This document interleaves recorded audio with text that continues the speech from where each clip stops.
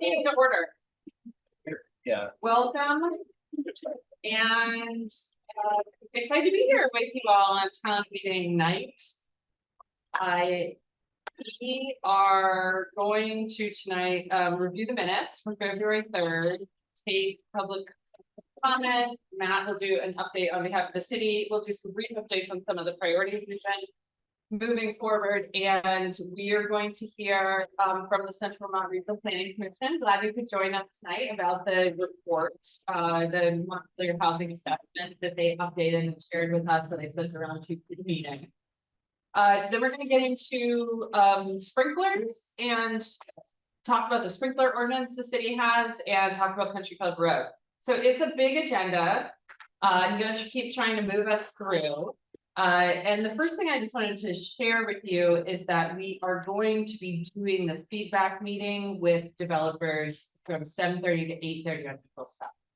So we'll extend our April meeting by 1 hour in order to hear from developers on their experiences and with roadblocks to housing.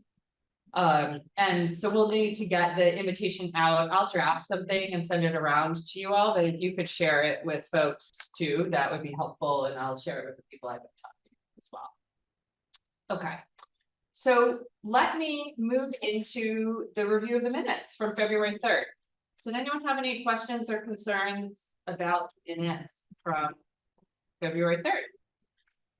It's a good practice to have a paper copy of agendas and minutes when you're having meetings, because those of us who don't, for future reference. Sure, I will try to do that. My printer's broken in my house, so that's why I didn't. I'm not. Staff can bring a couple sets. Yeah. Okay. Well, Matt, you and I can coordinate on that if you're going to bring one agenda, or a couple, 2 or 3 agendas. Okay. So, and I did use my printer, but it's sitting in the box on the floor in my house, and eventually we get hooked up, but it feels like a Herculean effort. I'm not gonna lie, I've been looking at it for weeks. Okay, so the minutes, does anyone have any edits to minutes? No. Okay, can I have a motion to approve? So moved. Second.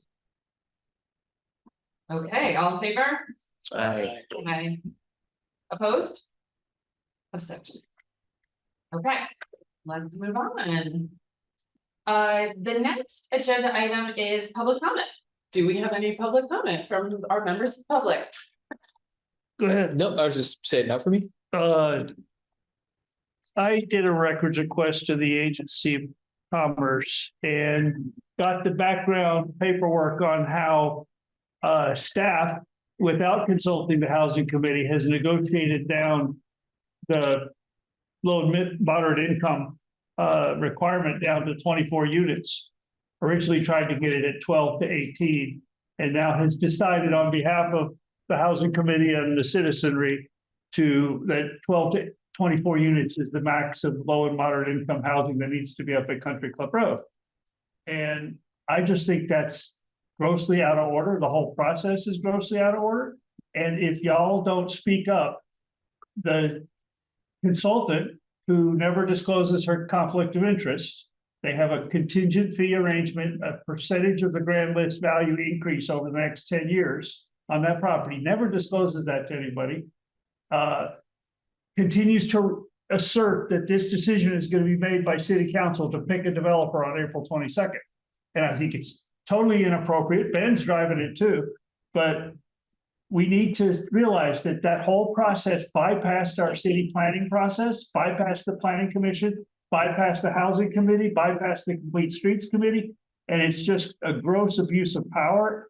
And it needs to be, council needs to hear loud and clear that that's not the way we want to run things.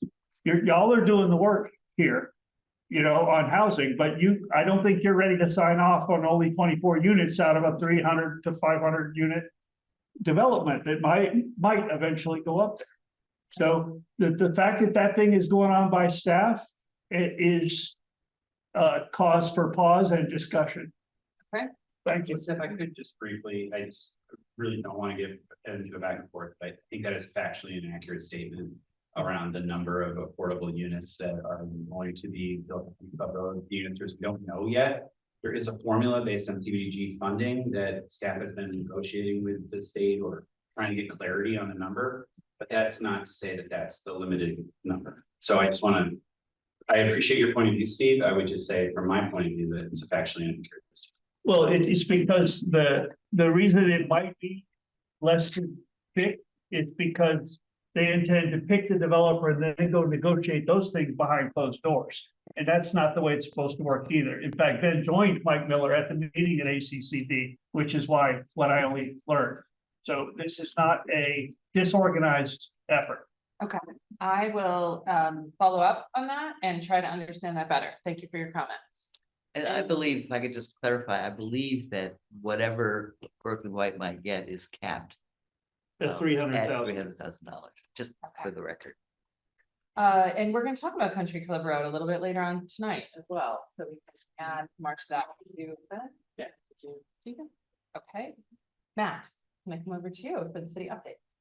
Sure. So we've been working on these grants. Little else in my sphere.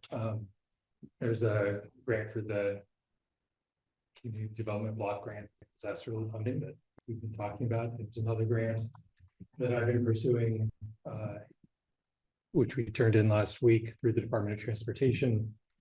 And there's a third grant I'm working on currently, which is to get money to restudy the engineering solutions for mitigating the flood danger to the wastewater treatment facility. And what grant, who's that to? Who gets the grant? That's actually, we've already been awarded it, but we have to backfill the application from the state. It's also CDBG ER funds. Okay. It's $150,015. Yeah, it's an unusual amount. And so with the community development block grant, the first one you mentioned, what Yeah. what would that be for? That's for the construction of Country Club Road. Okay, and the second one is for Department of Transportation. Is also for construction of Country Club Road. Yeah, okay. They have different hoops to jump through. Uh-huh. And so we pursued both concurrently. Okay. Okay, thank you. Anything else? No, Uh, it's truly been. those grants can be huge. Yeah. Yeah, it's very. And there's another one I'm working on, but it's not relevant to this discussion. It's Okay. an economic development. Questions for Matt? Just out of curiosity, your CDBG DR grant, that one's infrastructure, right? Not housing? Correct. Yeah. It's coming from the housing pot of money. They ran out of infrastructure money, but they're doing some alchemy to use it for infrastructure if they get it. Okay, I'm gonna move us on to brief updates. We have first up, do we have online, welcome Sandy. I can't see, we're not projecting here, so I can't see who's on Zoom. Does anyone know, I feel like one of us should get on Zoom, on our computer just to be able to. I'm not sure. If somebody joins, Yeah. I can do it on my computer. Where is it? I don't. Okay, no problem. We'll get it up here. There are two folks. Okay, can you tell me who? John Sheriff. Looks like. Jim Sheridan, And Carrie Brown would be my bet. Carrie Brown, and is it Shanti on there too? Jim Sheridan and Orca. Okay, okay. All right. Well, in terms of the vacancy ordinance, Dan, would you be willing to give an update on where we're at on that? Sean was thinking about doing that, but he wasn't sure if he could do it because he works with Secretary of State and Right, it's voting day. yeah, yes. He works in the voting division. Right. Yeah, I spoke with them earlier. We didn't speak about the vacancy ordinance. I believe there were some questions that we needed answering.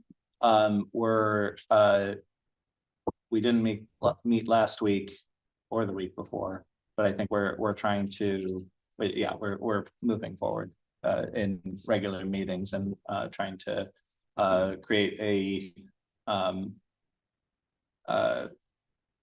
something for the housing committee to consider. And it's been a while since I've thought about it, so I'm kind of pulling out of past conversations. The kind of crux of the issue seems to be that if the vacancy ordinance is more aggressive, it is legally riskier. If it is less aggressive, it is legally safer, but also might not cover the administrative and staff costs of running it. So we've been talking about how to overcome some of those hurdles. And that's what we're. Are you getting a second opinion from another lawyer, or no, you don't feel like you need that? Do you remember, Matt? We're not getting a second opinion. Yeah, You feel like you have the opinion you need and you're just gonna determine your risk tolerance? Yep. Yeah, okay. Well, would you let Lauren and I know the next meeting that you have? Mhm. Because I think one of us wanted to attend. Yeah, Just to try to get our bearings on it before it comes here. sure. Which I think will be as soon as maybe April, or what are you thinking, April, May? No idea. Yeah. Okay, all right, we'll figure it out in the next meeting, thanks. So Carrie's not with us right now, but She may be. no, I can see the, I can see this. sorry. Thank you, Lauren. But tax stabilization was on the ballot. Updating it to meet the state standards and to be more generous, and so hopefully that passes. We'll have to look for that tonight. But I think the only update would be that the language was on the ballot and we don't know yet. So there's the update.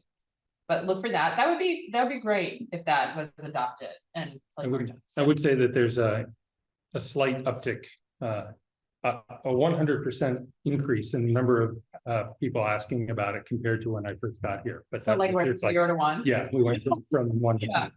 Who asked about it? So like a regular person or Yeah. like someone on the committee? No, there's somebody contacted me because they're interested in seeing if they can get tax stabilization for opening a business downtown.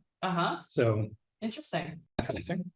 small business, but that's okay. They would not meet the threshold, Yeah. or if not for the new language, if the new language gets adopted. So that would be great. Yeah, interesting. And did you advertise it, as you said, you thought you were going to, you and Carrie were talking about language to advertise it a little bit on Front Porch Forum or in some city? I did not do that. I don't know. It's been discussed on Front Porch Forum. It has? Yeah. Okay, good. You can tell I'm not on Front Porch Forum, Yeah, I but mean, Jack McCullough put something in, I mean, a bunch of explanatory. There's some good article on the bridge too. Hmm? okay, There's good good. article on the bridge. That's great. The Bridges had some great articles leading up to today. Yeah. All right, we shall support the bridge. Okay, so tax stabilization, that's the update there. The next update is the city council agenda for March 25th. I'm going to be on the agenda to talk about, and I think you with me, to talk about how this committee is functioning and what our priorities are and, you know, what is moving. So listen in if you're interested on that or join. But that is the plan for the 25th.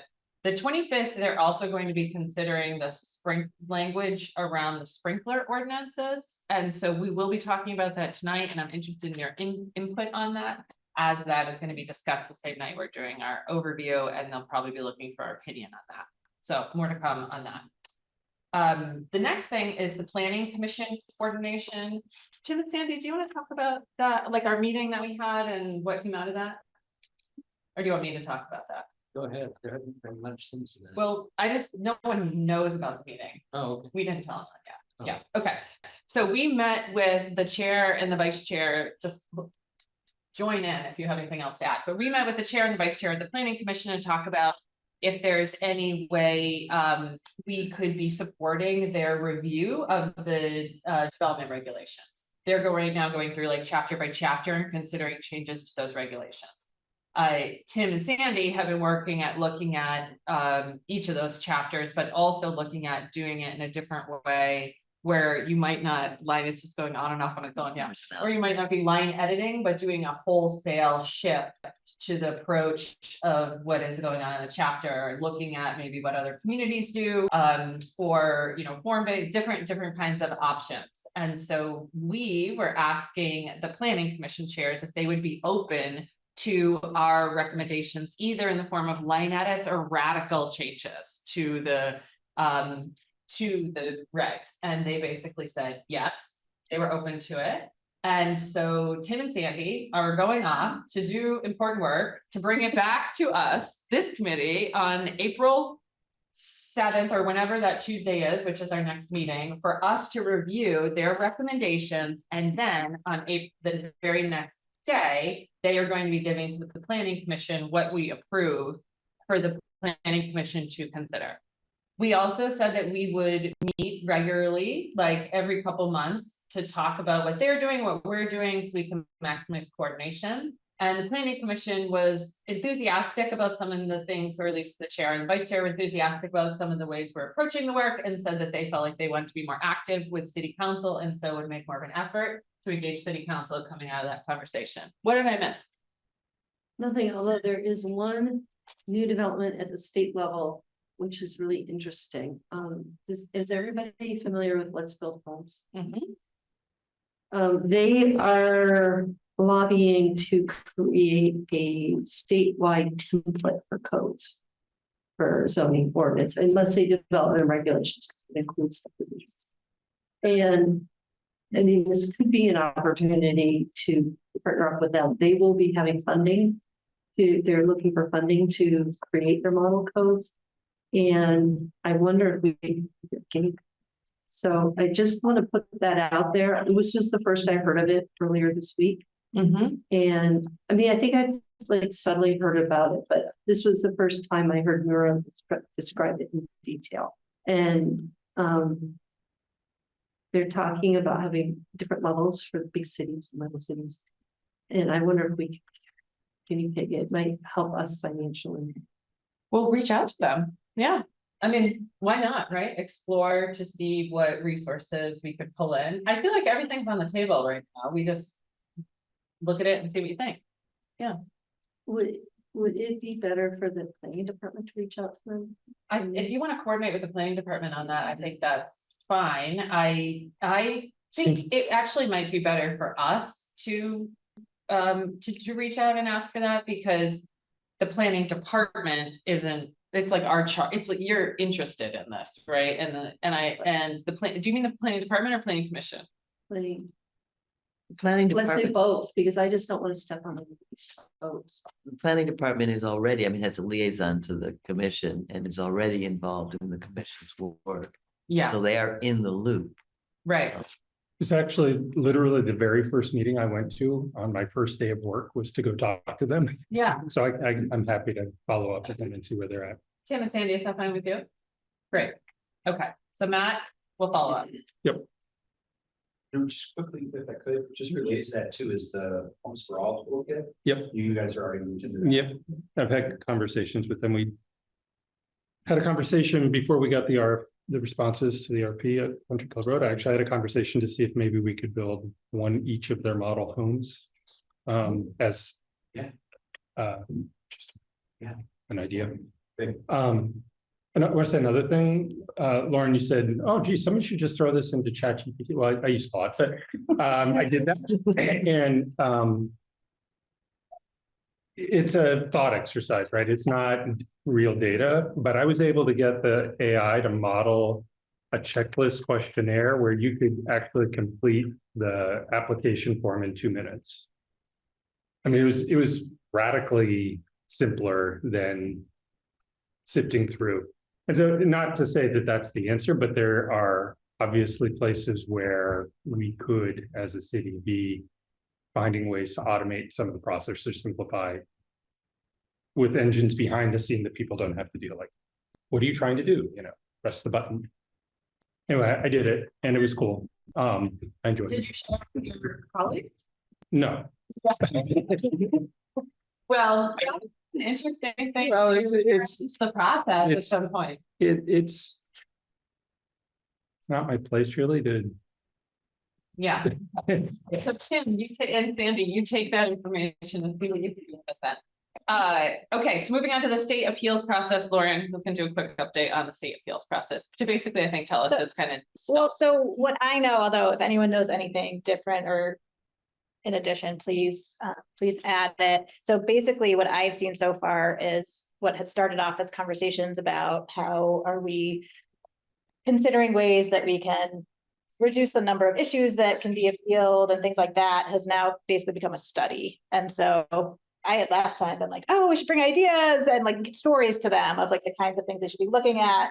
I then, once I realized it was moving to like, let's do a study and come back next year with specific policy recommendations, but weighing in on that process is the right time and place to do that, instead of kind of creating work right now for people. So that's what I know. I don't know if anyone, I mean, there's lots of conversations at the State House, so there might be other conversations happening that I don't know about, but I think it looks like it's becoming a study. So I do think still that our experiences should feed into that, and we should figure out a specific way to engage in that so we can try to shape that study.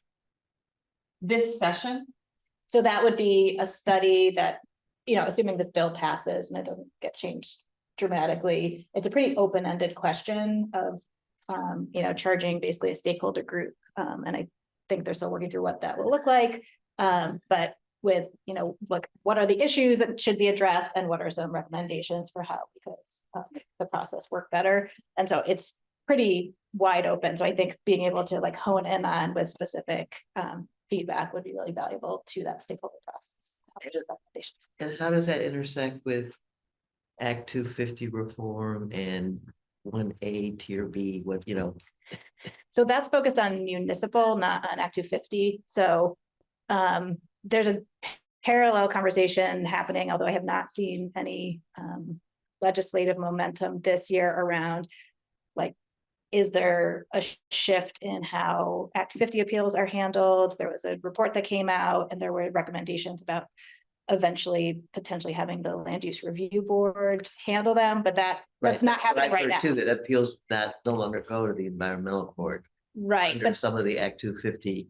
Yeah, I think with so much happening at the land use review board as they're kind of building this whole new system, it was kind of like, this isn't going to happen anytime soon. So that conversation is kind of stalled out right now. So Okay.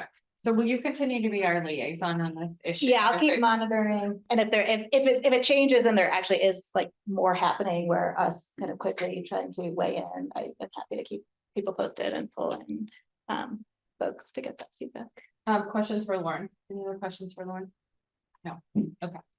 Let's move into that. Can I just jump in with a brief housing trust fund update? Yeah, sure. Okay, so Sean and I are working on potentially proposing changes to the housing trust fund guidelines. We'll have something to bring either next meeting or the next, depending on what the timeline is for bringing it to council before our funding round starts. I believe July 1st. But and assuming that the proposed budget passes today. Essentially we're looking at adding a fourth category of grant type, and the stuff that could be in there also would depend on there's a group of things that could be in there keeping the same mission statement of the housing trust fund, and then a different group of things that could be in there modifying the mission statement of the housing trust fund slightly. So we'll bring that to housing committee at some point. So if people have opinions, talk to Sean and I. Okay, great. And we're gonna have, once we have the sprinkler conversation later, it might dovetail with that trust fund too. Yeah. Okay. Questions for Dan? All right. The lights just are going to keep going on and off all night, I think. So just roll with it. We can't control it and we're not doing it. So all right, moving into the Montpelier housing assessment, Christian and Lori. I sent you an email. I'm sorry, it was a bit of an afternoon. I sent you an email with the presentation that should be there as of 5 minutes ago. But can you get it up on the screen anyway? That's why I'm asking. I'm not sure if it's connected. We're not going to be able to get it on the screen. But I did bring handouts. Ready for it. Okay, great. I appreciate your readiness. It did just come through though at 6:14. Well, so you have the question. We might You'll see the be color able versions. to. Oh, yeah, Lauren might I be could, at able least for the Zoom, Lovely. we'll be able to. I pull can it just up. forward it. Yeah, forward it to me and then I can try to get it up. Right, so then the folks online can see at least. Yeah. And then everyone else will have this. Yeah.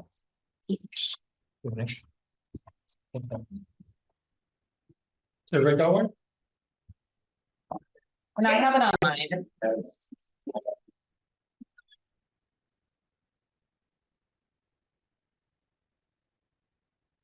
Okay, we're good to go. I just. Great. Let's see how I can do it. I can, draw out the draw. Get that up on there. So we distributed, I assume everyone's had a chance to see the draft, housing assessment we provided. There a lot of data in that housing assessment, and that's the boiled down, sort of streamlined version. Then there's the whole packet of all the tables that are sort of part and parcel of a. Excuse me, just once again, we need Lauren to be granted access. Are you the host? No. No. Who is the host? Do we know? Whoever made That's this the meeting city. and put it The on. city's the host. Probably. Yeah. Okay, so apologies. All right, we can. But we're on the right channel, like, you know, how there are different. You can end something. Whoever was. Okay, we're gonna go back to their lead up as we try to troubleshoot that. It's always the default. Yeah, Okay. All right, okay, jump back into it. jump back in. All right, so you have the plan, draft Yeah. document sent you. We sent all the data attached to it, the appendix. You saw the appendix originally, it was fat, and then there's all the new juicy stuff, which is on top of what you've already seen. So you have all that data behind the plan itself, or sorry, behind the assessment itself, as reference. Within each, the way we organized the assessment was around the themes we heard and the feedback we got and the data we reviewed. So we came up with these sort of high level 7 key findings.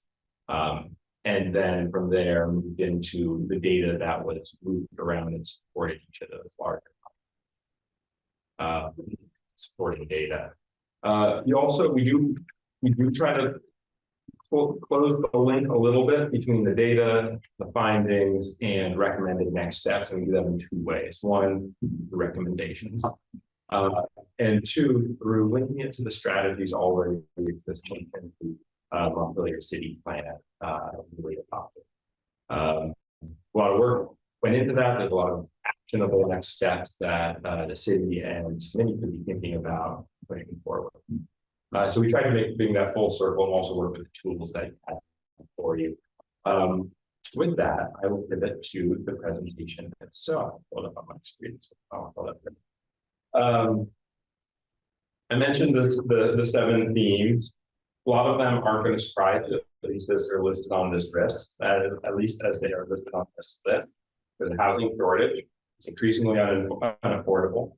There seems to be a mismatch or potentially a mismatch between the residents and the number of bedrooms they may need. There's frustration with the impacts of permitting and regulatory processes. The effect of the vacant and underutilized units, as well as the short-term rentals on long-term housing, is unclear in the data, and that is something come up with this group, something I was shared in our stakeholder interviews. More research needed. Growing homelessness and the need for subsidized housing find an increased need for supportive services, add pressure on already stressed system. There's less data, but we use on regional, what we call it, roundtable working group that included the city of Montpelier, Barrie City, and some of the service providers in central Vermont that took place last fall. And trying to integrate that into the report, try to support those, try to do direction. I'll go through the existing data quickly because I think everyone's probably aware of it in one shape or another. Houses are selling faster. It slowed down a little bit in the last year. It took 1 day longer to sell a house. But that is a dramatic decrease from pre-COVID years. Where it's been cut in half. Few houses are being built, 51 houses built in the last 5 years, roughly 10 a year. Buried within that number, there are some silver lining. There's some silver lining. ADUs have been a strong part of the new construction market.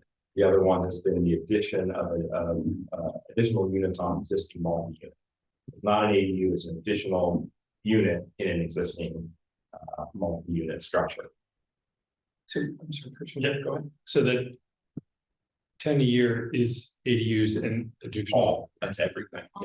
And of that, what, 23 are ADU? It's in the report. 23 are ADU. 21 are add-on additional units on multifamilies, and 7 or so. Of those 21 that are additional, is that a 3-bedroom being converted into 2 1-bedrooms, or is that? A new unit in a multi-unit building. So the So- duplex.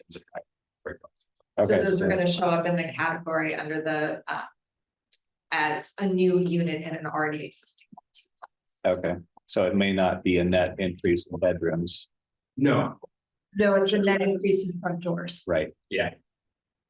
That's a good observation. Do you want to speak a little to where that data came from? That's city data and something that. Oh my gosh, I had so much fun with data. Your planning and zoning department works very hard, and the state published numbers are extremely unreliable. So I got a list of all of the zoning and building permits since 2000 or since 2020. They are all in the assessment, and you can literally see what got built, what got taken away, the 3 buyouts from the flood. And so that is in the assessment. And so the building permits are in the 3rd section. So one of the things, the interesting untold story about building permits is we have this perception that permitting is what keeps Montpelier from having more houses. You have the same number of permits, almost unit per unit is very same, almost the exact same numbers. It's hard to judge the difference between permits issued and units built. I was not able to get that for Barry, but as Christian said, you can see the total number of new units that were built.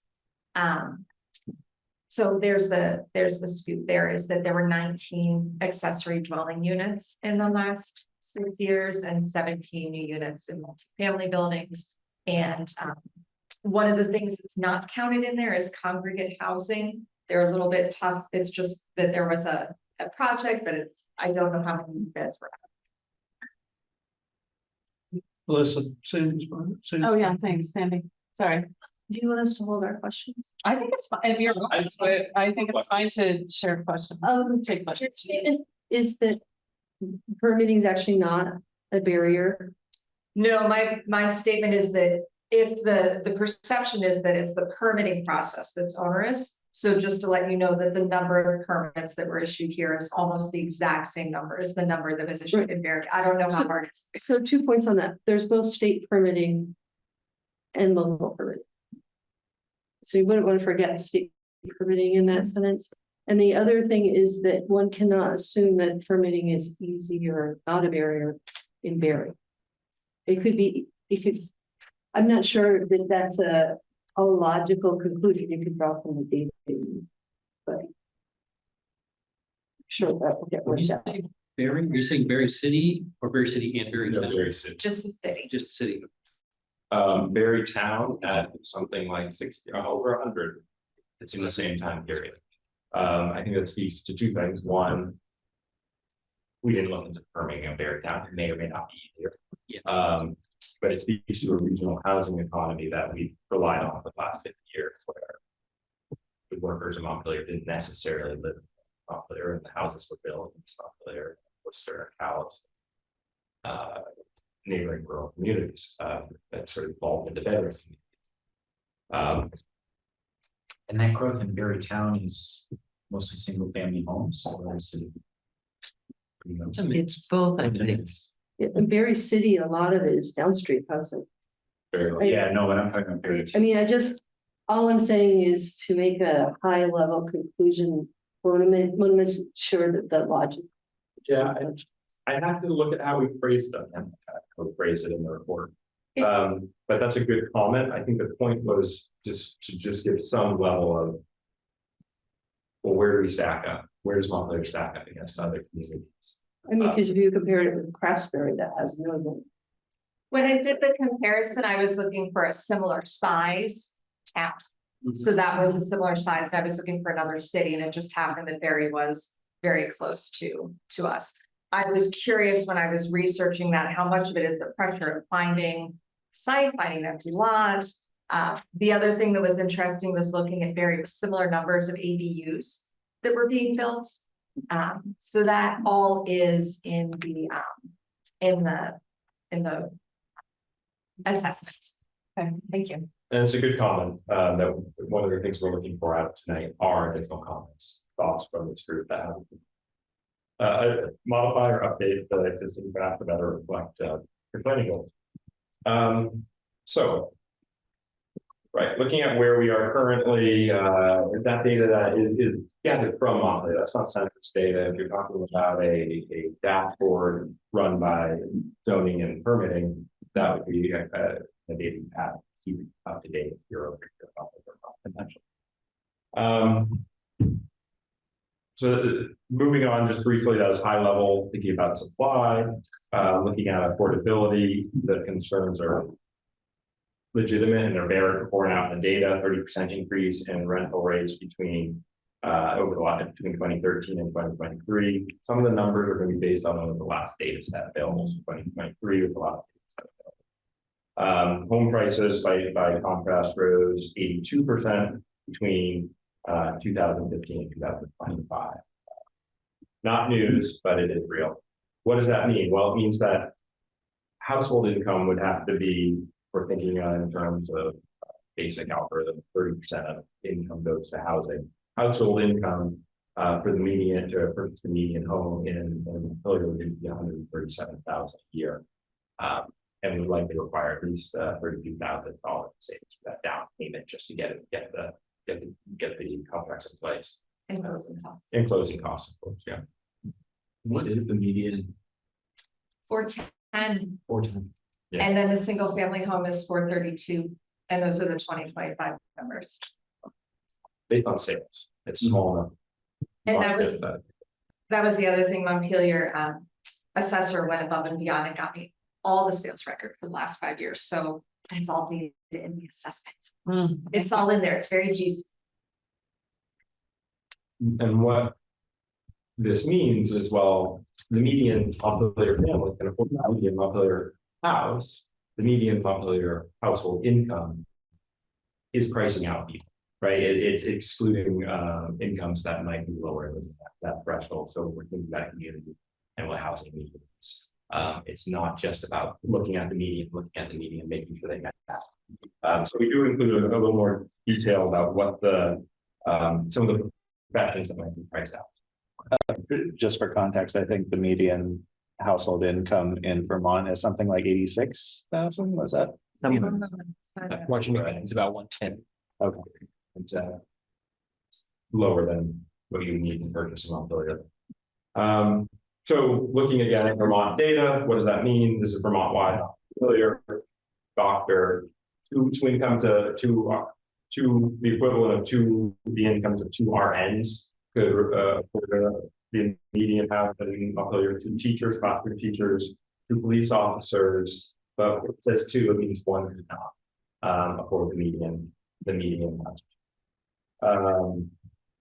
And by contrast, who's getting priced out? Well, in education, it's for educators, child workers, school bus drivers, firefighters, LPNs, electricians. I mean, the list goes on. Similarly, when we look at rentals, an individual would not be able to even rent in some of these professions we've called out. Nobody who works for city government would be able to buy a house here. On a single income. Yeah, the median. And, you know, yeah. So what does this mean? It means we have this mismatch of, I mean, that's promises, it goes into deeper detail for itself. Yeah, there's housing stock built, in 49, 51, somewhere around 50% built between before 1950. The houses were built for bigger families, probably closer to 3 or even 4. If you look at national trends, part of the world was back that far. And now our average house size in Montpelier is 1.8. So is there a mismatch between the number of the residents living in the structures we have and the better the state? When we look at this large data set, we don't have that detail. That would be an area for a deeper dive. But when we take a step back and just look at demographics and say, well, we do have an important group of older adults, and we do have an important group of younger adults. These are complementary use scenarios, and where an apartment built today, say for maybe an older adult, will fit the needs of a younger adult or a family when they age out of that space, or if it's available. The other piece of it is, as we touched on earlier, is the Housing for All project, and this idea of promoting what is called the missing middle apartment or missing middle housing. Missing middle is the idea that there's something in there between the single family housing units and big apartment complexes. And what is that? Well, that's the duplexes, the triplexes, the townhouses, the cottage courts, and even the tiny homes. The state has been working on this through, I think, the Homes for All or 802 homes. It's linked a couple times in the report itself. It kind of falls under a couple of different recommendations. They have great training materials, like bringing in a developers training, talking to developers and figuring out what they need, or even trying to find some first-time developers, folks who are trying to get these small-time developers and looking to get into the field. They have resources for those groups. So it's maybe leveraging some of the folks out there who might become resources towards growing this supply of housing that fits the need. Looking deeper at need, as we talked about, it's the middle. We're also seeing the trends. I mentioned earlier that the ADUs and the additional units on multi-family, multi-family units are a growing portion of the housing stock. The other area where we saw a consistent trend of growth was new rental units, and I think it's the 2-bedroom. So That's what we have to get out of it. We don't have to get this. Oh, this was from the census data. So you have kind of existing evidence of where there's interest and demonstrating growth demand. So I think in so much that the data didn't point us towards anything firm and concrete, it's the need for these smaller units in this specific for both buyers and for owner-owned and for renter space.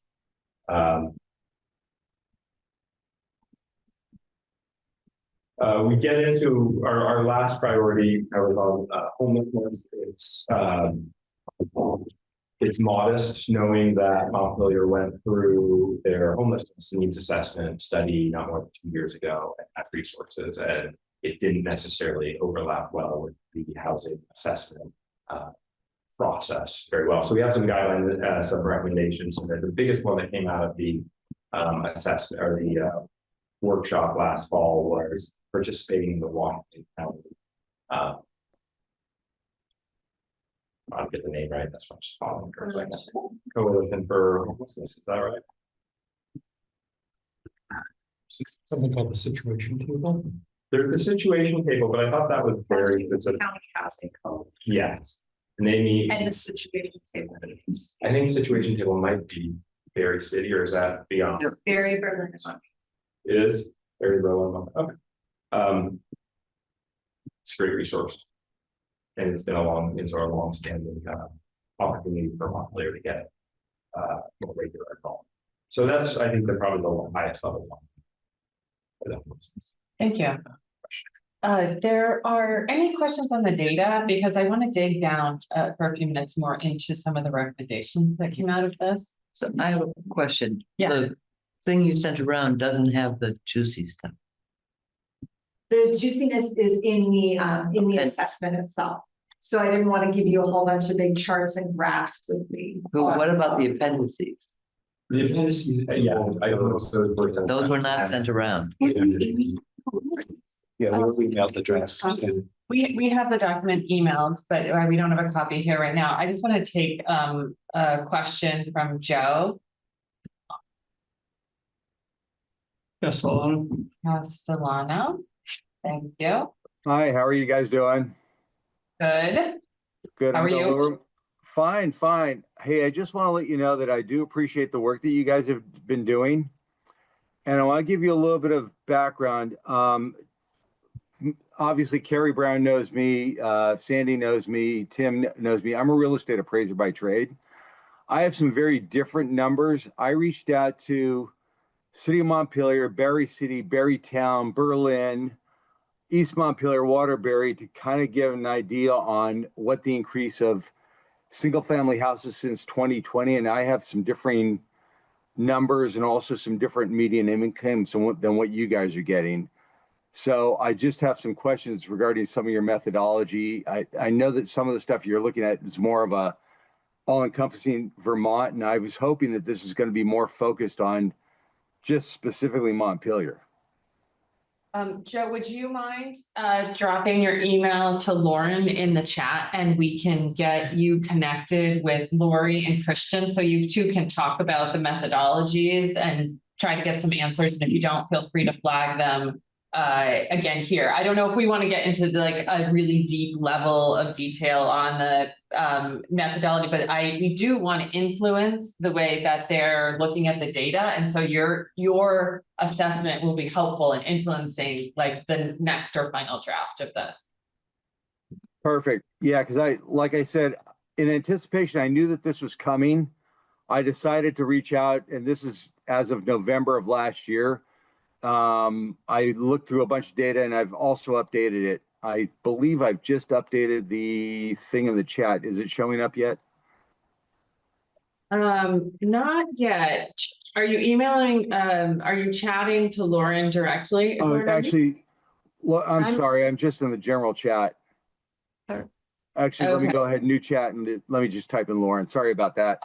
Sorry, Lauren is actually online as the planning department right now. Perfect. All So right. you can, all right, There you thank go. you so much. That's perfect. We'll get you connected because this is the moment to do data sharing. So thank you for bringing that up. Yeah, appreciate Yeah, it. I have an Excel spreadsheet that I can share with you guys too. I bet they're gonna love it. Yeah. Tell me, is there any other questions or comments on the data before we get into the recommendation? I still don't understand where the juicy data is. Yeah. It's in an appendix that's not in the report you have. Actually, Okay, I just wanted, So that was, the assessment has the recommendation, and then the assessment has here's the data that's informing. Here's what we found out, and here's where we found it. And then the appendices is more, what are the different ethnic groups? What are the distances traveled? It has maybe 5 or 6 different data sets, and then we pulled out the ones which were most relevant. So when I say juicy, I mean the ones that are in this.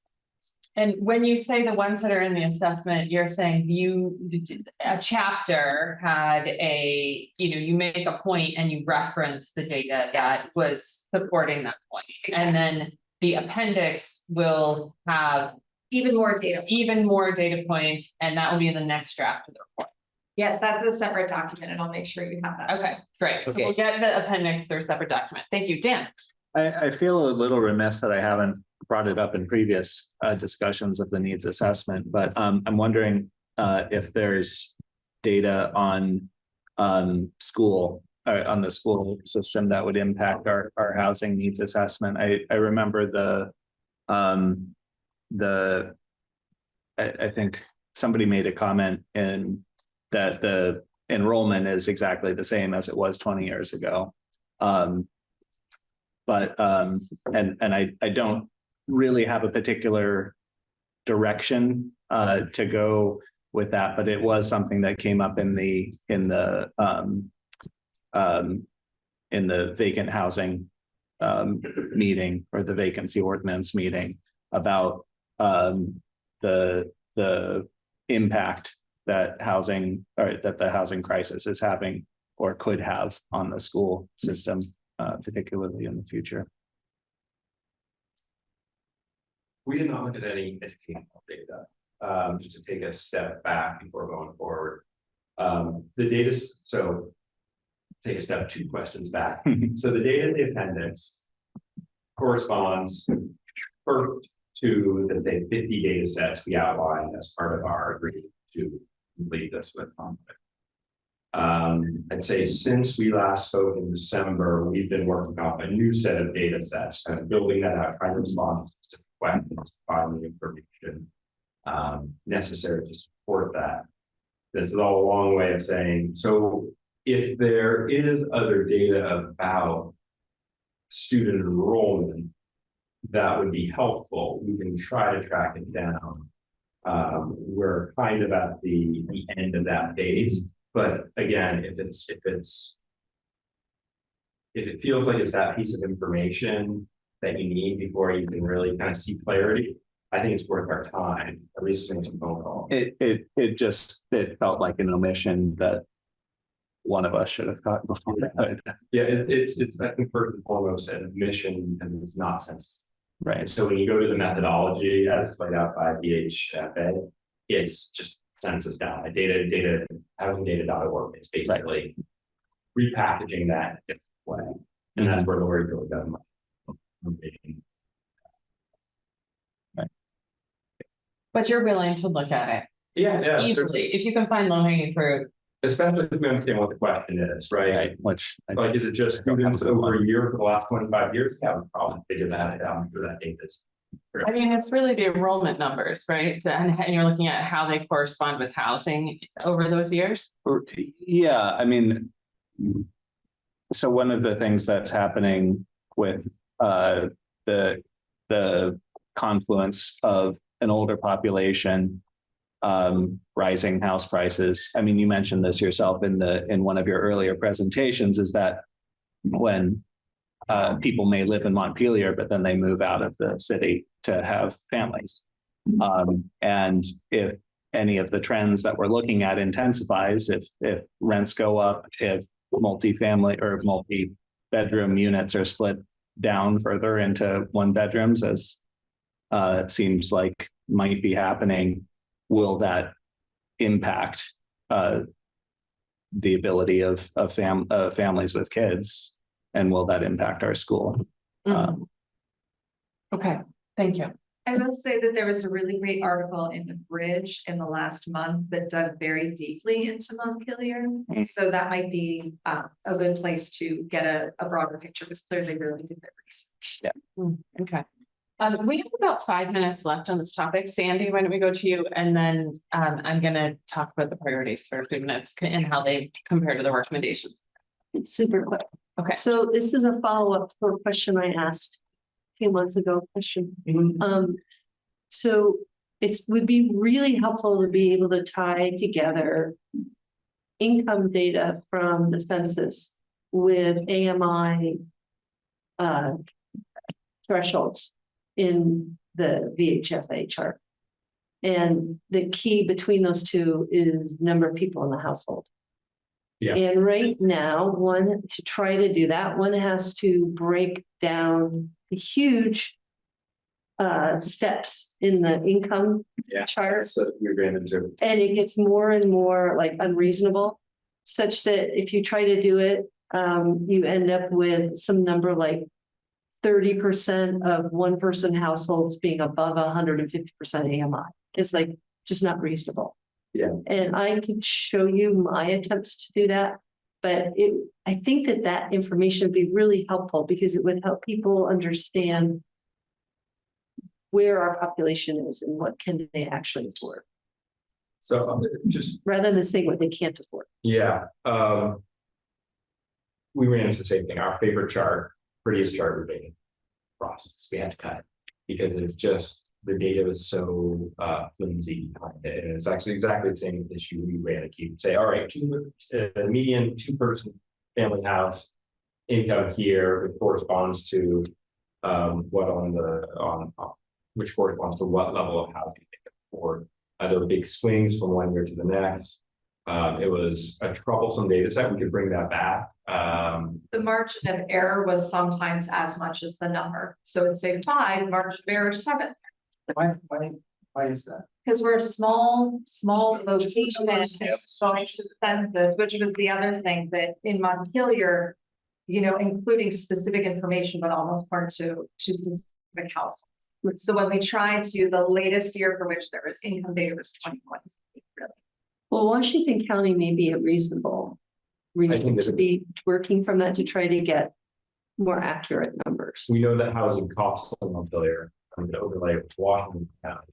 Washington County assumes it's going to be shifted a little lower. Right. But you begin to get clarity. It was startling. Trying to think what the findings were. Again, median two adult household could afford a house. Right. Single with kids? No, then two with no kids could also afford the median house, and then every other group afforded on would be below that. Right. And that's why we try to look at it by, all right, well, what are the professions that can afford to buy Montpelier? And it's the services and lawyers, the accountants, it's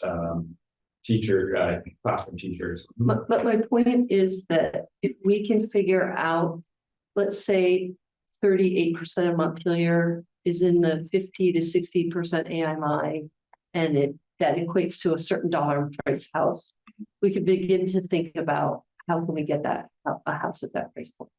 So finding out what people can afford is, I think, more useful than finding out what they cannot.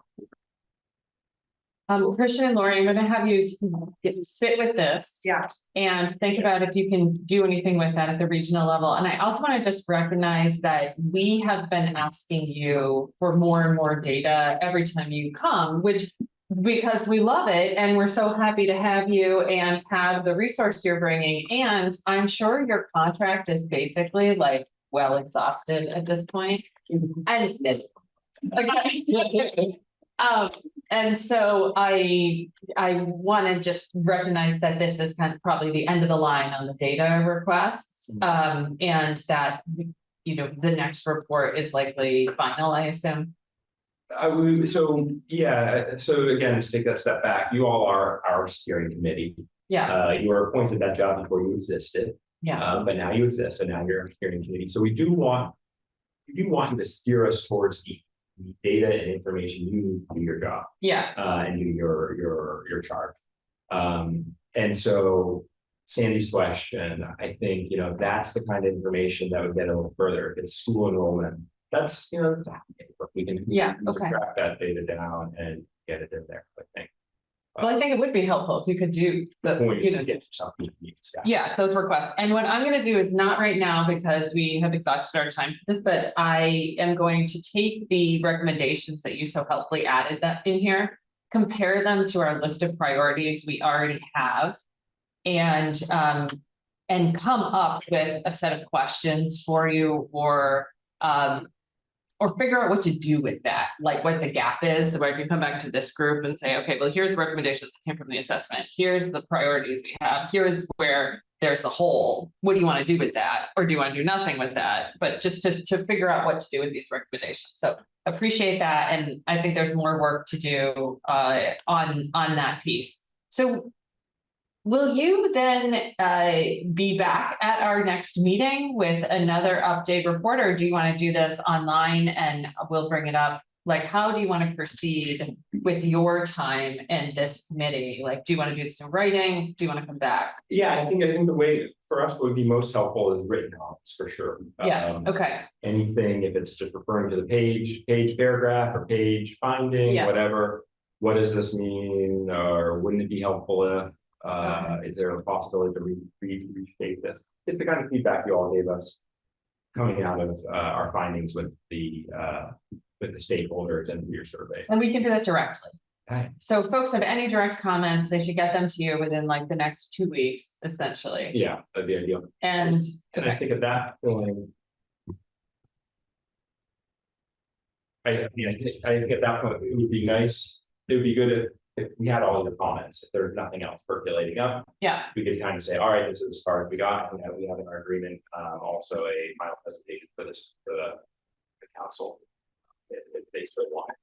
Yeah. Like us to come for I think it'd be helpful. a presentation on findings, but we want to have all your comments baked in by the.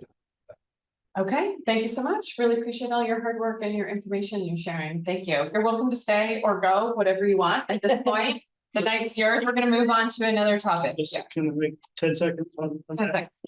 seconds.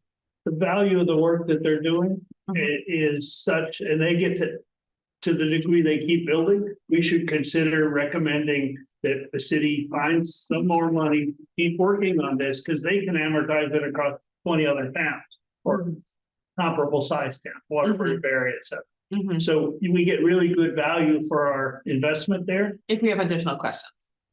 If it wouldn't be, it's reasonable to consider extending this contract or a subsequent one. And so Sure. be thinking about what would their next task be.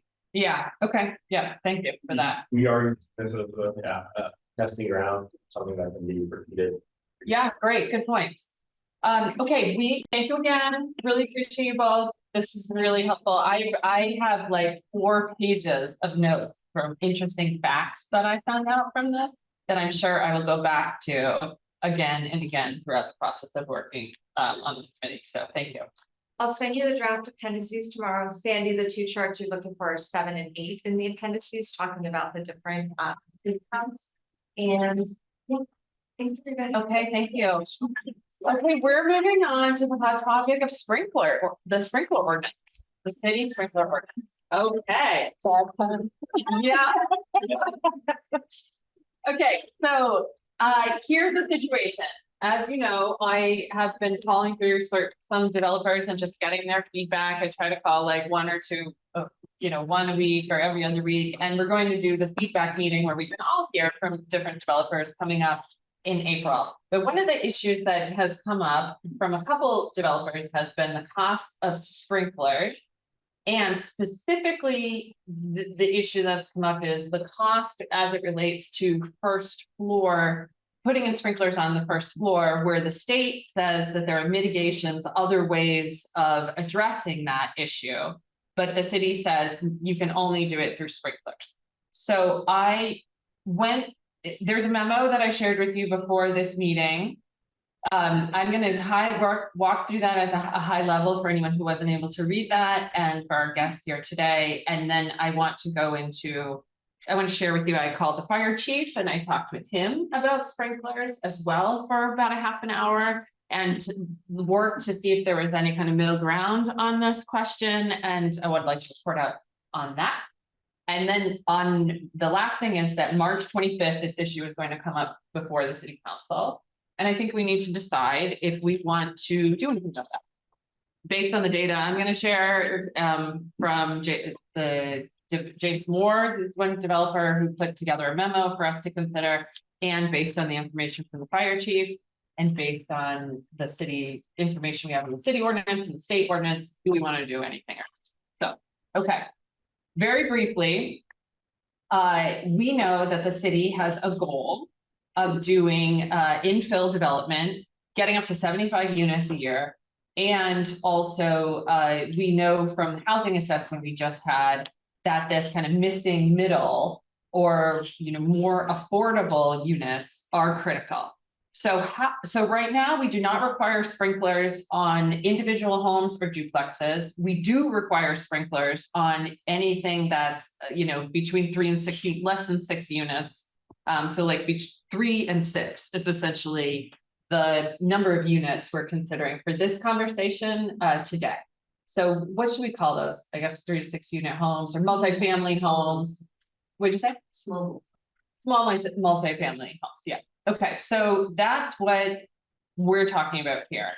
We know the city wants to prioritize this type of development, and right now the state is allowing mitigations that aren't sprinklers. So they say like you could do it through egress, through fire resistant or different type fire resistant rated construction, unit separation, different types of detection alarm systems. So the state has recently added in a code that says you don't need to put sprinklers on the first floor because you can walk out the door in a fire. You can instead deal with it through these other ways, and it will be cheaper, and in theory, we'll have more housing. Montpelier says you can't do that, you have to do sprinklers. Only the James just is working with I don't know if it would be an engineer or contractor, an expert on this, a sprinkler expert, who has said that the price of doing the first floor construction on a building he would like to build is $30,000 for the project. So he was saying that this essentially is, you know, a major cost up where the margins are tight already, and essentially a deterrent to build. And then he was talking to me about how we're at a competitive disadvantage with neighboring towns, because Burlington, Winooski, Barry, Brattleboro, and others allow the state standards where we allow the city standards. It's the national. I know, I was just gonna get into that, where it's not all the national, because the fire chief walked me through where it was the national and where it wasn't the national, but we have looked at the national standards for this one part of the ordinance and pulled it from the national standards. Now, I understand that the national standards are the basis for the state standards, and then they can change things accordingly, and they have. And he would say for political reasons, because there's so much pressure to build housing. We stuck with the national for the sprinkler ordinance as it relates to the first floor. When I had a conversation with the fire chief, and said, talk to me about the history here. So we used to, I understand, for a 10-year period or so, have sprinklers in all homes in Montpelier. And then we stopped doing that because people weren't building here, and it was like this cost was so extreme that there was so much pressure on city council, they stopped that. And obviously that is the most protective thing. I just want to say for the record, like, sprinklers are awesome. They're really protective. They protect, human life, and they protect property. And there's nothing that's going to be more effective than like sprinklers. He said, there's a bunch of flammable things more and more every year as the materials in homes shift, like for whether it's your tables or your chairs or your couches or whatever, all that stuff is way more flammable than it was like decades ago. So the time that it takes, the response time has to be much shorter in order to make an impact if you're a firefighter. And it's much more dangerous to enter a building. So there's some real reasons why you would have sprinklers. Absolutely. The question is more of a public policy one of like, okay, so when is it reasonable to require them? And also, are there other ways you can manage that fire issue? And so this is the question for us to be considering here. When I was asking for if there is a third way with the fire chief, is there any way that he can see to handle this issue, to promote housing, given it's such a priority for the city?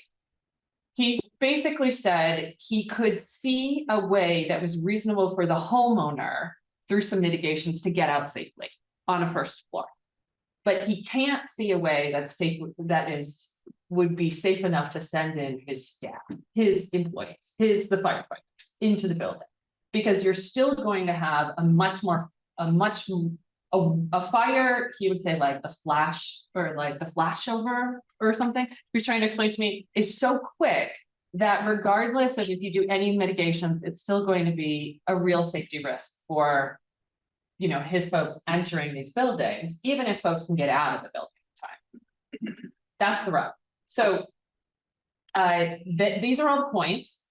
And I think we should talk about it. Like, I think we have some options. One, we can consider it through the lens of housing and say, we recommend to the city council, you should not have sprinklers on the first floor and be consistent with the state standards. They've considered all these issues, and that's the way that they've gone. That's one way you could go about.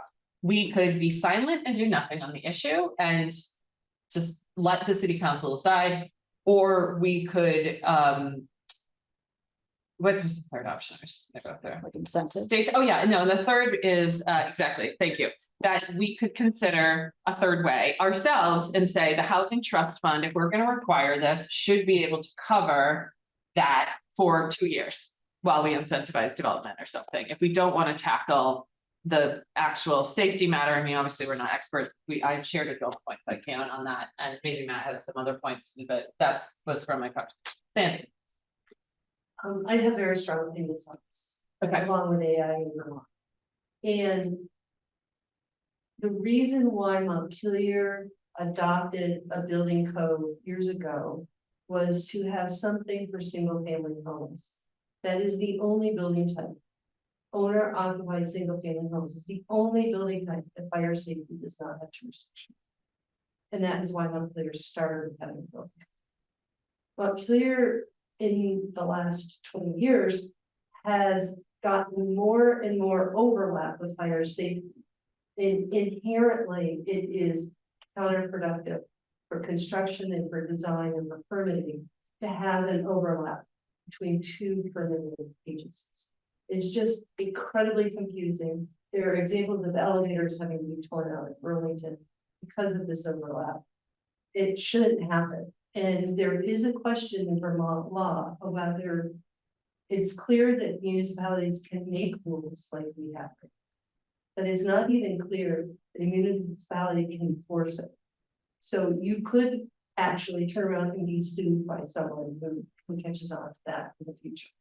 So at many levels, there's no reason for Montpelier with our small planning department and trying to get more people to build things to be duplicated in the state. And it's in other areas as well. I pointed out accessibility. We have no business trying to make rules for accessibility when the state does it all the way out to the edge of the property already. They are completely competent people. They are completely up on the dates up to date codes. So I think it is ridiculous, and I very much admire the fire department. I don't want this in any way to sound at all like I'm questioning their ability to get into buildings. There's more and more reason why buildings are dangerous to enter, including batteries from solar systems and electric vehicles in garages. It's getting more and more dangerous to fight fires. But that is a constant topic of fire safety. The only thing they do not look at is owner occupied single family homes. So I would beg the housing committee to just simply make a suggestion that we do not try to duplicate fire safety jurisdiction. Thanks. Okay, thank you. Yeah. Really a clarifying question. Sure. Because I had not heard that before. I know that Montpelier's sprinkler ordinance is different than the state standards, but the state standards are different from the national standards. And almost every Yes. state. It's not completely different. There are some sections that reflect the state standards, and there are some sections that reflect the national standards, because some sections of the state standards reflect the national standards. The national standards are set first, given out to the states.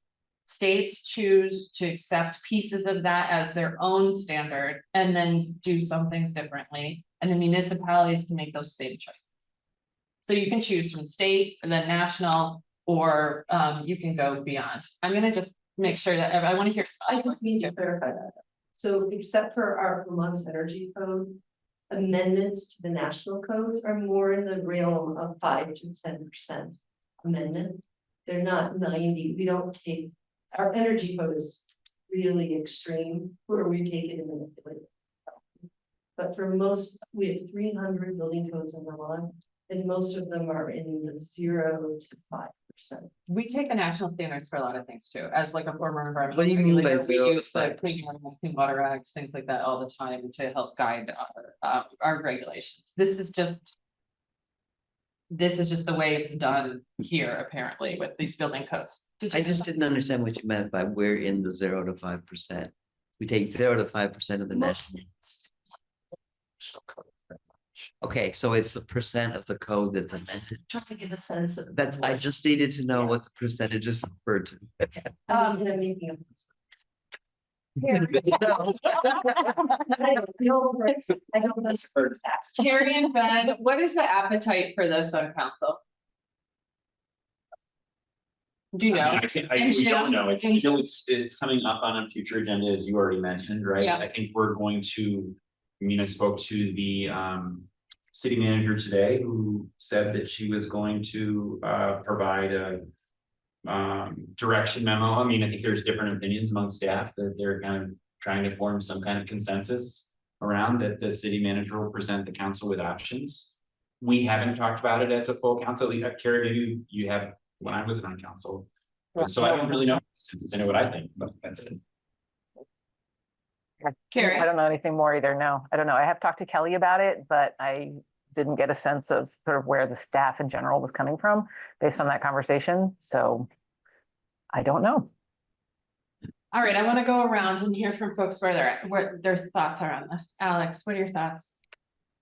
I have no thoughts other than maybe we should be using less flammable building materials. Yeah, yeah. I mean, okay. I think of the Grenfell Towers. I mean, that's my, Yeah, sort Lack of sprinklers. yeah, well, it wasn't like the sprinklers, but it was materials Yes, yes. that Like made Aladdin. the situation instantly. yeah. easier than I think that generating. we need to have 15 firefighters on site within 8 minutes to actually like save the building or something. He was saying, I was like, whoa. He's like, it goes like that because of all the building materials. Okay, so so you're not sure either way. Okay, Dan, what do you think? I lean towards matching the state standards, at least for a time. Uh-huh. I mean, So the that is- first person. yeah, exactly. Yeah. Okay, what are your thoughts?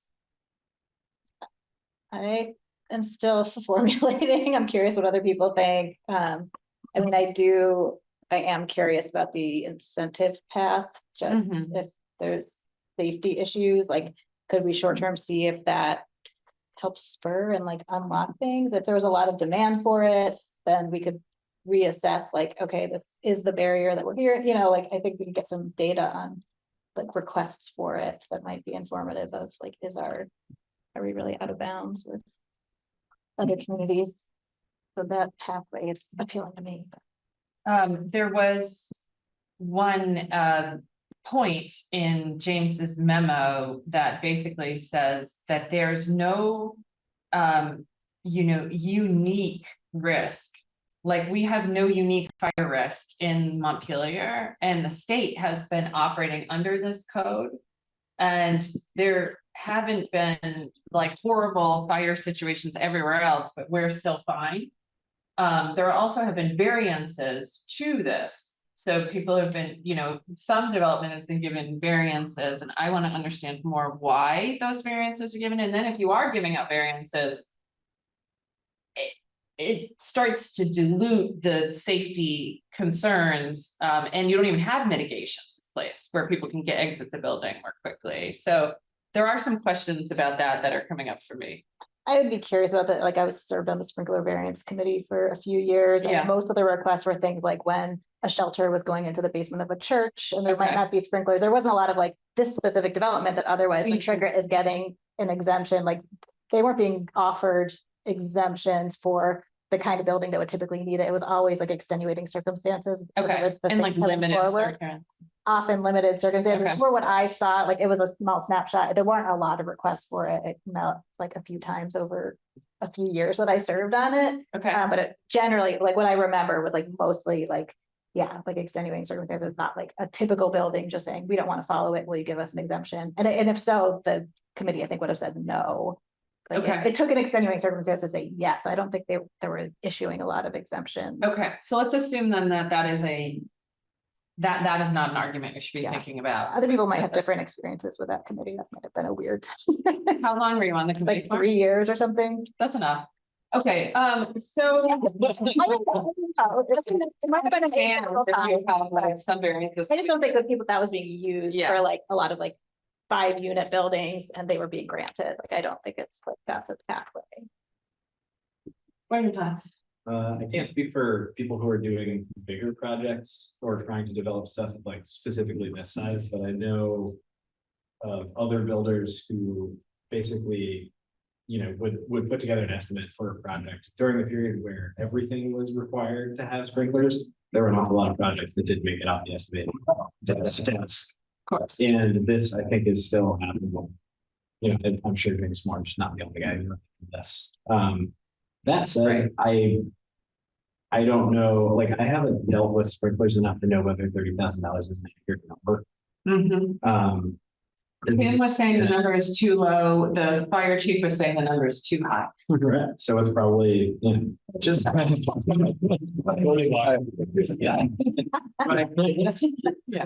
I do wonder if your project is being, like, if that's the make or break.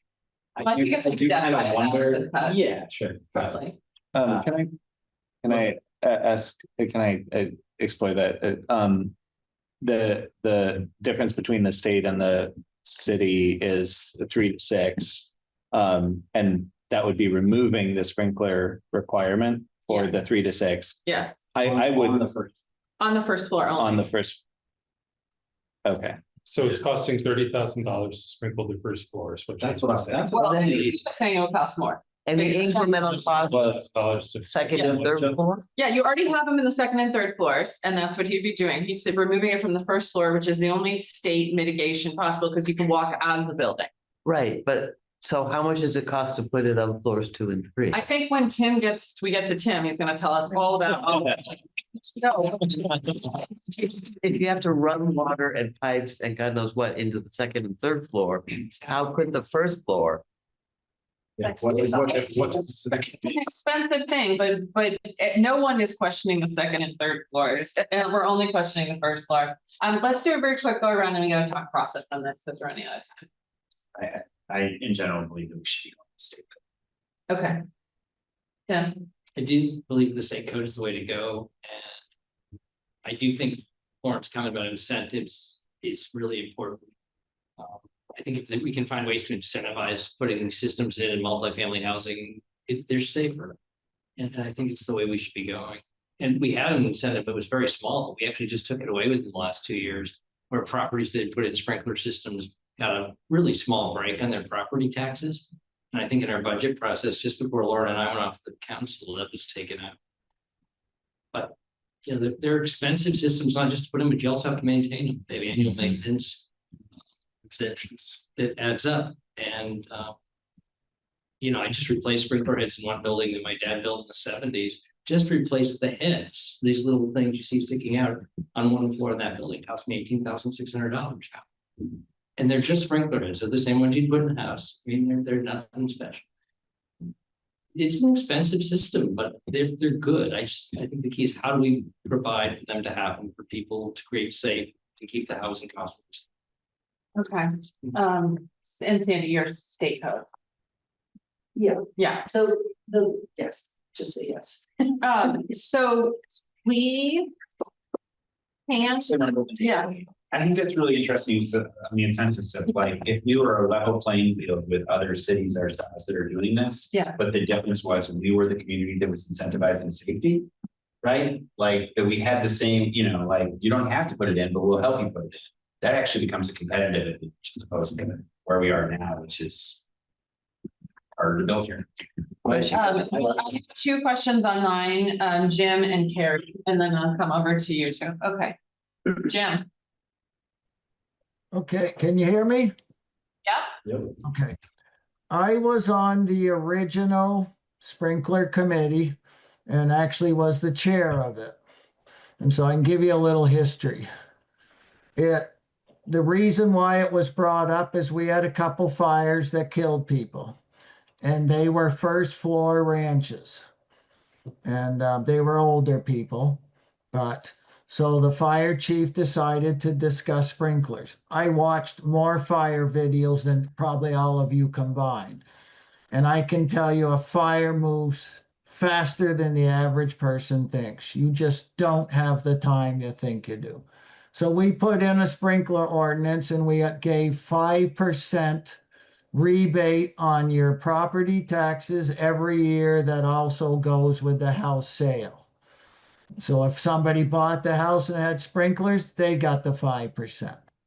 You also will get a reduction in your fire insurance, which your total house insurance. So there's another little incentive. And back then, you could use plastic tubes in a home. I don't know if that's still viable, but you could use plastic tubes for your sprinkler system in a single family home. It was about $4,000 a home. But that was probably back in 2002 or something like that. So that's a little history on it. There has been, to my knowledge, no life ever lost in a sprinkler home.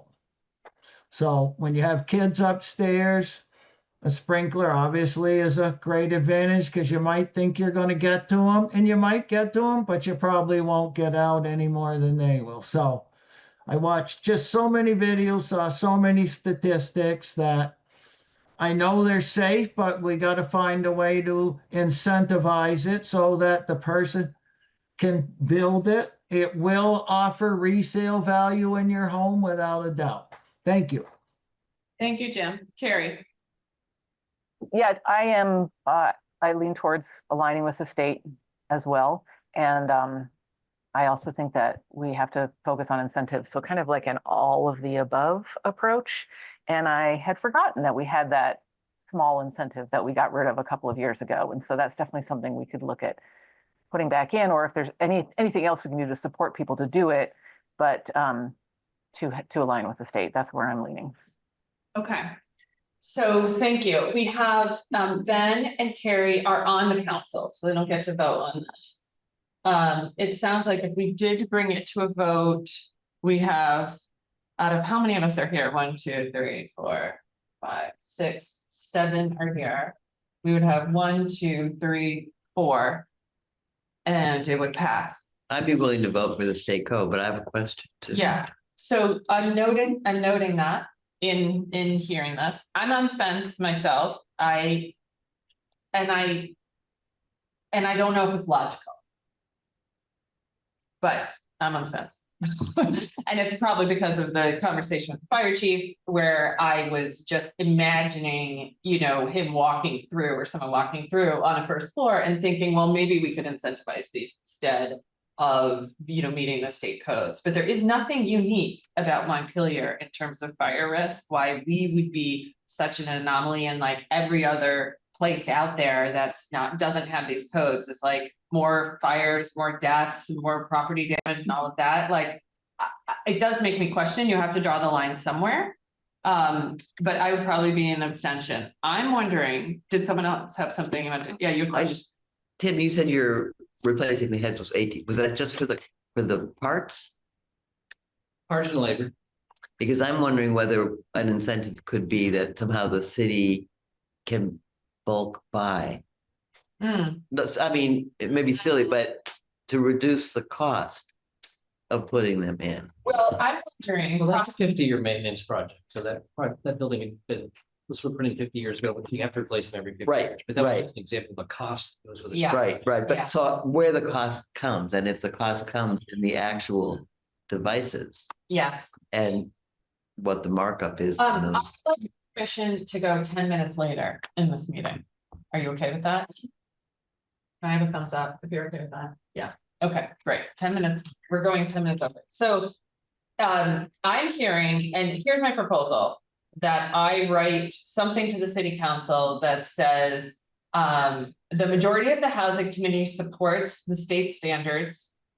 We also think if you are to keep the current standards, that they are incentivized either through funding from the Housing Trust Fund or another incentive option like a rebate on tax sales. Are people comfortable with that? Mm-hmm. Okay. Can I comment? Sure. What you just said, keep this existing standards, meaning Montpelier would still be the anomaly, but with an incentive. No, I said meet the state standards. Meet the state standards. Okay, yes. So it would basically be lifting the Montpelier specific standard. One point I'd like to make is that if we're going to be putting a push on increasing units and dividing some of these bigger homes, et cetera, now is a time where we could be creating new hazards. So at minimum, if we're gonna exempt first floors, or if the state rule is gonna exempt first floors, at minimum. With mitigations. With mitigation and with incentives, I would also encourage, at least because these are typically iron pipe with threaded, it's an expensive, I was a plumber, it's an expensive system to build. It should at least require that a fitting with a cap be put on the first floor, so that if you have to retrofit it later, you don't have to cut and disassemble the upper floors while you do it. Good point. Okay, Sandy and then Dan, and then I'm gonna move us to talk about Country Club Road process only. Okay. I would like to suggest that we keep it simple. And if we have anything in our code at all about any sprinkler, that we just say we meet the state code. And then separately, in practices, the planning department could advertise incentives and talk about capping it. But it doesn't really belong. That's a good. To get the incentives, you have to make provision for first floor cap. Okay, Dan. Just to, I have some hesitancy about offering the housing trust fund as a source for. I do too. That, Okay. that funding. And there are other ways to go that we've already Yeah. heard. Yeah, okay. Are people okay removing that from the option? And what I'm gonna do is I'm gonna put together language based on the input here, and I'm gonna send it around to you. And we cannot vote by email, but you can email me directly your input on the language. And then I'll just ask for your permission to like share the concept with the city council. Is council actually an action item, or are they just getting? Yeah, on March 25th, it's an action item to consider. Yeah, okay.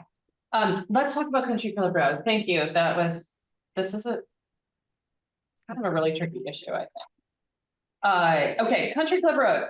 RFPs are before Country Club Road Committee. They have asked for our input on this, and we need to think about how we want to do that. So the situation is, yeah.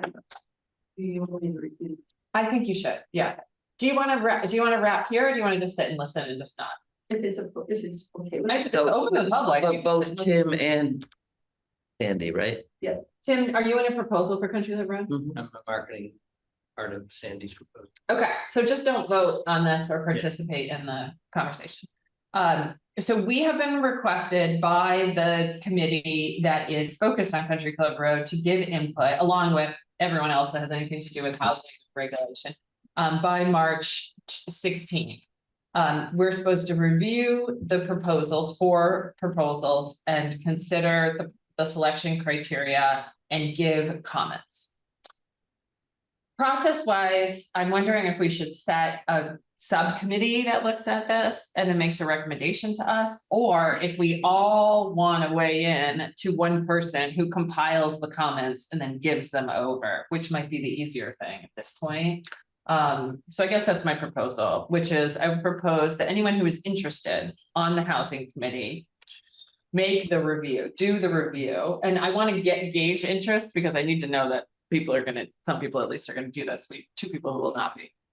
What do you mean by selection criteria? The matrix that the committee's using or something else? There's an email that I forwarded to you that has this on the bottom of the agenda for today. It has on the bottom of the email, but I can re-forward it. That basically it goes through what we need to do. It has a list of criteria and then has the proposals, and it crosswalks like you're supposed to look at the criteria, look at the proposal, and say does it meet it or not. And we're supposed to give all of our input by the 16th. We're not meeting between now and the 16th. So we're going to need to do this outside of the meeting space.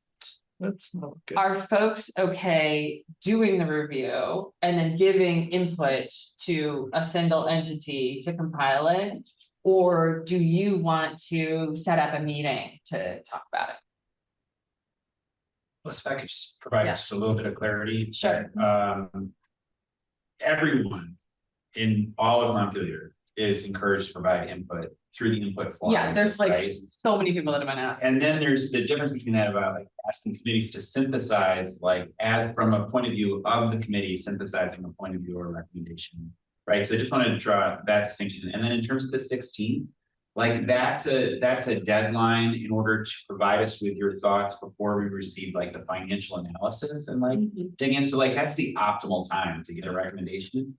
But it's not like if you gave it to us 2 weeks later, we wouldn't look at it. It wouldn't be helpful, right? Like it's just gonna be like an ongoing, and I can get clarity on like the actual timeline when we sit, you know. Because ideally, people would do the homework and we could bring it to the next committee meeting and we could talk about it there and agree. Which would be April 7th.